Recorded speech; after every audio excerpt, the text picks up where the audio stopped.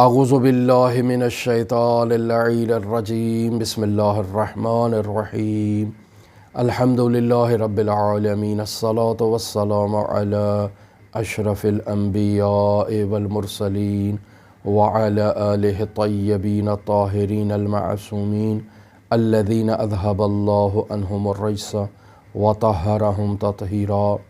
اللہم صلی علی محمد وآل محمد وعجل فرج قائم آل محمد۔ شیعہ فقہا کے حالات زندگی میں موجود گراں قدر واقعات جو ہمارے لیے باعث درس ہیں آپ کی خدمت میں بیان ہو رہے ہیں، اور آج کل تذکرہ ہو رہا ہے عظیم الشان شیعہ فقیہ شیخ مرتضیٰ انصاری رحمۃ اللہ علیہ کا، جنہیں شیخ اعظم کہا جاتا ہے، جنہیں خاتم الفقہا کہا جاتا ہے۔ ایسی گراں قدر ہستی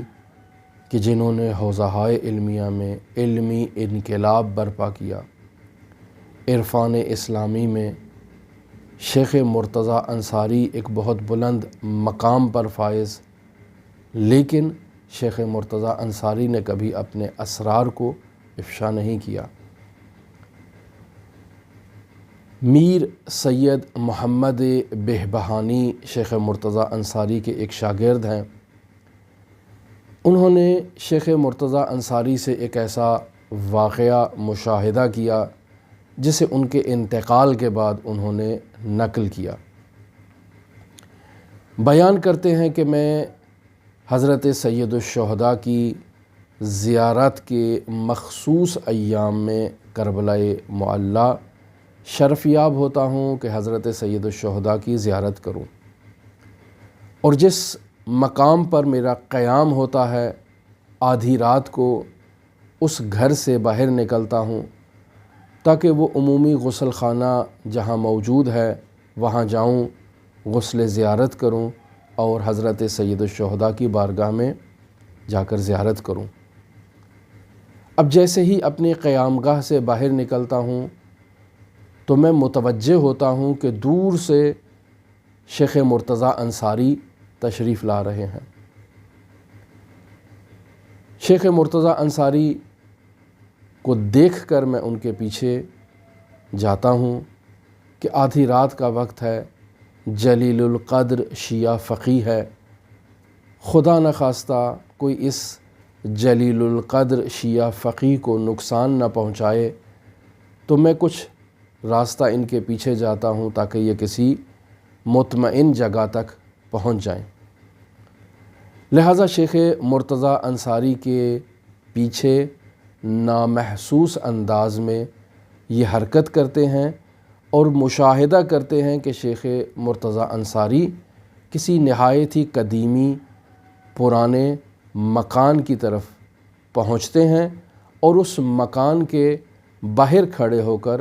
نہایت ہی دل نشین انداز میں زیارت جامعہ کبیرہ کی تلاوت کرتے ہیں، اور پھر زیارت جامعہ کی تلاوت کرنے کے بعد شیخ مرتضیٰ انصاری اس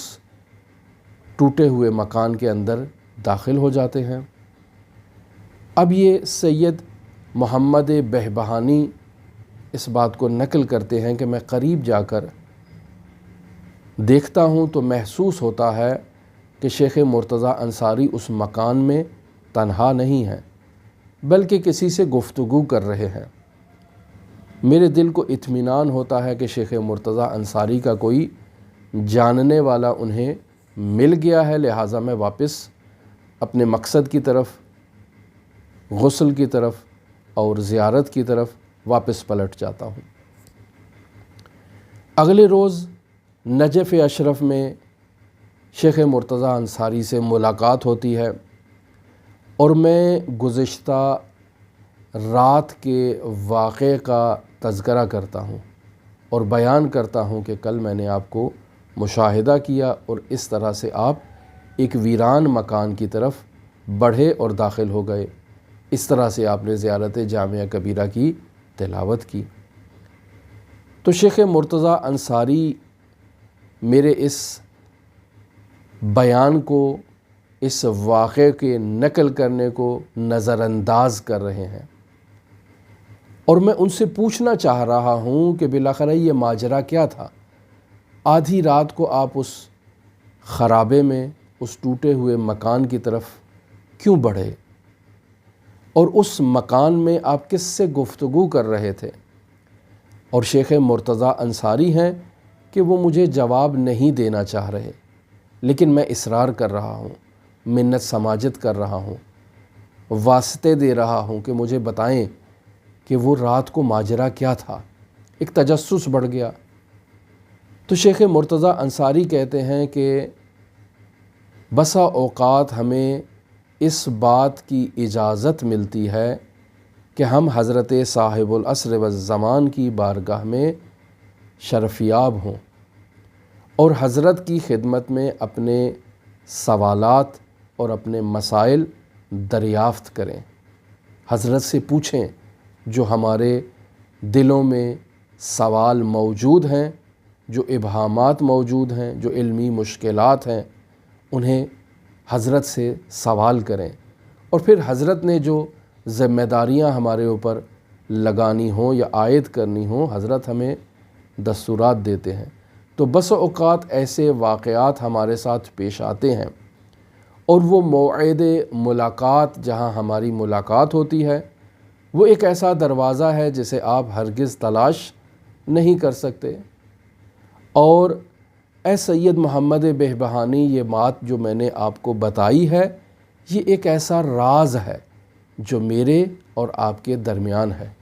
اور جب تک میں زندہ ہوں آپ کو اجازت نہیں ہے کہ آپ اس واقعے کو، اس راز کو کسی کے سامنے افشا کریں۔ تو عزیزان محترم، وہ ہستیاں جو تشیع کی قیادت کر رہی ہوں، مقام مرجعیت پر فائز ہوں، جو اس عصر غیبت کبریٰ میں امام زمان اجل اللہ تعالی فرجہ الشریف کے عقیدت مندوں اور چاہنے والوں کی رہبری کر رہی ہوں، حضرت صاحب العصر والزمان ان ہستیوں کے ساتھ ایک خاص عنایت رکھتے ہیں، ایک خاص رابطہ رکھتے ہیں، اور انہی کے ذریعے سے حضرت صاحب العصر والزمان اپنے مؤمنین اور اپنے شیعیان حیدر کرار کے مختلف مسائل جن میں وہ مبتلا ہوتے ہیں ان مسائل کو حل کرواتے ہیں، چاہے وہ شخصیات خود اس بات کا ادراک و شعور نہ رکھتی ہوں۔ بس اوقات ایسا ممکن ہے کہ ایک شخصیت زعامت امت کے مقام پر موجود ہو، امت کی رہبری کر رہی ہو، اور وہ ایسے امور انجام دے کہ جو حضرت صاحب العصر والزمان چاہتے ہیں، اور حضرت صاحب العصر والزمان نے ان امور کے تکمیل کا ارادہ کر رکھا ہے اور اس ہستی کو واسطہ قرار دیا ہے، اور اس کو خود معلوم نہیں کہ میں امام زمان کے فرامین پر عمل کر رہا ہوں، اور امام زمان کے جو اہداف ہیں، جو ان کی دل کی خواہش ہے، اس کو میں تکمیل کر رہا ہوں اور معاشرے میں مؤمنین کی وہ خدمت کر رہا ہوں۔ ایک ناشناس انداز میں یا دل میں ایک الہام کی صورت میں ایک بات ان تک پہنچا دی جاتی ہے، اور اس کام کو نامحسوس انداز میں نہ جانتے ہوئے اس کام کو انجام دیتے ہیں، اور بسا اوقات انسان زہد و تقوی اور پرہیزگاری کی اس بلند سطح پر ہوتا ہے جس بلند سطح پر شیخ مرتضیٰ انصاری تھے۔ تو ایسی ہستیوں کو یہ اعزاز نصیب ہوتا ہے کہ وہ حضرت صاحب العصر والزمان کے حضور شرف یاب ہوں۔ بس اوقات انہیں اس ملاقات کا ادراک ہوتا ہے، بس اوقات ملاقات ہونے کے بعد معلوم ہوتا ہے کہ ان کی ملاقات ایک معصوم ہستی سے ہوئی کہ جو حضرت صاحب العصر والزمان ہے۔ متعدد علماء فقہا کے حالات زندگی میں ہم آپ کی خدمت میں ان کی امام زمان سے متعلق ملاقات کو بیان کر چکے کہ امام زمان نے کیسے علمی مشکل کو برطرف کیا، معاشرتی مشکل کو برطرف کیا، کیسے ان کی رہنمائی کی، کیسے ان کو گائیڈ کیا، اور کیسے اسلام و مسلمین کی سربلندی میں امام زمان نے اس فقی سے، اس مرجع سے، اس شخصیت سے کام لیا۔ لہٰذا ایسی بہت سی شخصیات تاریخ تشیع میں موجود ہیں۔ شیخ مرتضیٰ انصاری ایسی ہی شخصیات میں سے شمار ہوتے ہیں۔ مرحوم آیت اللہ بہجت رحمۃ اللہ علیہ سے ہم نے کسی جگہ اس بات کو پڑھا کہ وہ آنکھ جو امام زماں کی زیارت کر چکی ہو، میں اس آنکھ کو پہچانتا ہوں۔ یعنی امام زماں کی زیارت کرنے والی آنکھ ایک ایسی منفرد آنکھ ہوتی ہے کہ وہ شخص کے جو زائر بقیت اللہ ہے اسے اس آنکھ کی معرفت ہو جاتی ہے، پہچان ہو جاتی ہے۔ لہٰذا ہماری ایسی شخصیات کہ جو تشیع میں بنیادی رول پلے کر رہی ہوں، ان ہستیوں کا امام زماں سے رابطہ ہونا یہ ایک ضروری امر ہے، یعنی ضرورت اس بات کی اقتضا کرتی ہے کہ یہ ہستیاں تشیع کی قیادت کر رہی ہیں تو امام زماں ان کی پشت پناہی کریں، چاہے یہ نہ جانتے ہوں کہ یہ کام امام زماں عجل اللہ تعالی فرجہ الشریف نے ہم سے کروایا ہے۔ لہٰذا ہمیں اپنے علماء کا احترام کرنا چاہیے۔ ان ہستیوں سے نقل شدہ مطالب، معارف، احکام، اخلاقی نصیحتیں، ان کو توجہ کے ساتھ نوٹ کرنا چاہیے اور ان پر عمل کرنا چاہیے۔ کیوں؟ چونکہ ان ہستیوں نے جو کچھ بھی پڑھا ہے اس میں سے بہترین مواد کو انتخاب کیا ہے عمل کے لیے، اور جس پر عمل کیا ہے وہ معمولی چیزیں نہیں ہیں۔ لہٰذا ان کی معلومات، ان کی زبان سے جاری ہونے والی اخلاقی نصیحتیں، ہمیں ان پر توجہ کرنی چاہیے۔ ممکن ہے وہ اخلاقی کلمات امام زماں نے ان کی زبان پر جاری کیے ہوں تاکہ میری اور آپ کی ہدایت ہو سکے۔ لہٰذا ہماری دعا ہے کہ خداوند متعال ہمیں ایسے علماء کی زیارت کروائے۔ خداوند متعال ہمیں ان شیعہ علماء، ان شیعہ فقہا کی گراں قدر خدمات کو قدر کی نگاہ سے دیکھنے کی توفیق عطا فرمائے، اور ہم ان سے نقل شدہ نورانی معارف پر عمل کریں، اور حضرت صاحب العصر والزمان کی بارگاہ میں یہ حجت اور دلیل قائم کر سکیں کہ مولا ہم نے آپ کے مکتب کے شاگرد کی پیروی کی اور اس فقیہ کے فتاوی پر عمل کیا جس نے ساری زندگی آپ کے لیے وقف کر رکھی تھی۔ زہد و تقوی کا وہ نمونہ تھا، پرہیزگاری کا وہ نمونہ تھا، اعلم تھا۔ ہم نے تو آپ کے فرامین کے مطابق اس کی بات پر کان دھرے ہیں اور عمل کیے ہیں۔ اگر کوئی کوتاہی بھی ہے تو مولا ہماری طرف سے نہیں ہے، ہم نے تو آپ ہی کے فرامین پر سر تسلیم خم کیا ہے۔ لہٰذا حضرات اہل بیت علیہم الصلاۃ والسلام بھی ایسے فقہا کی پشت پناہی کرتے ہیں تاکہ ان سے ایسی کوئی خامی سرزد نہ ہو جس سے تشیع میں بگاڑ آ جائے۔ خداوند متعال کے حضور دعا ہے کہ خداوند متعال ہمیں